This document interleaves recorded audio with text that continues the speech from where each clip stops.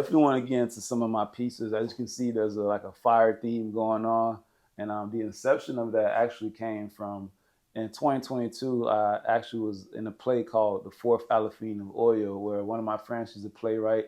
Her name is Taiwo Aloba. She's originally from Nigeria, and she wanted me to play one of the deities of the Yoruba tribe, deity called Shango. Shango is actually the deity over fire and thunder, a lot of different, multiple different things, but primarily fire and thunder for sure within the Yoruba tribe. And she wanted me, and it was going to be a starring role, and I had never acted before.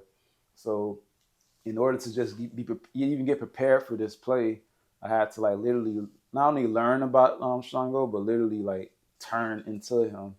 And I learned a lot. I learned a lot about just that whole spiritual system of the Yoruba, of Ifa. Learned a lot about Shango. I knew about him to a certain degree beforehand, but literally like embedded myself in like just teachings and learning about him.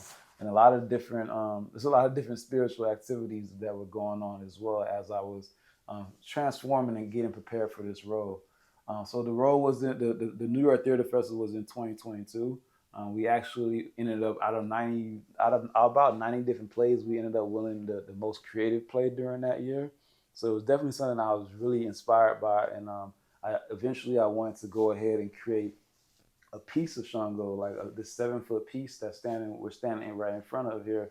Um, and I wanted to like kind of commemorate that, just because just I was just very moved by the experience of just like that whole acting experience and just learning more about this deity.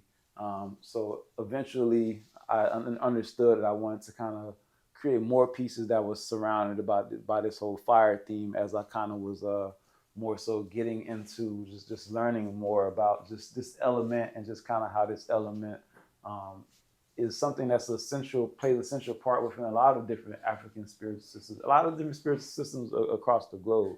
But this piece as well right here was something that came a couple of years after the Shango piece. This piece is called Poto Mitan, and the Poto Mitan is one of the central pillars within a Haitian voodoo ceremony.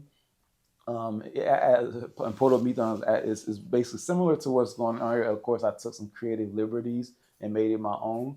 But these are the pillars that people within the ceremony, they dance around. The pillars also have these yellow, not yellow, but these different color scarves that are like tied around the ribbons. And these different scarves, these different scarves that are tied around the pillar, they represent different loas and different deities and things of that nature.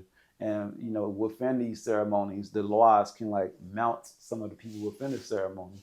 So as you can see, there's these different colored scarves that are tied around the potomita. And you can see that there are some eyes that are looking down and looking down and at what seems to be a ceremony that's going on. And what I'm trying to depict here more so is these are the different deities looking at who are they basically going to mount.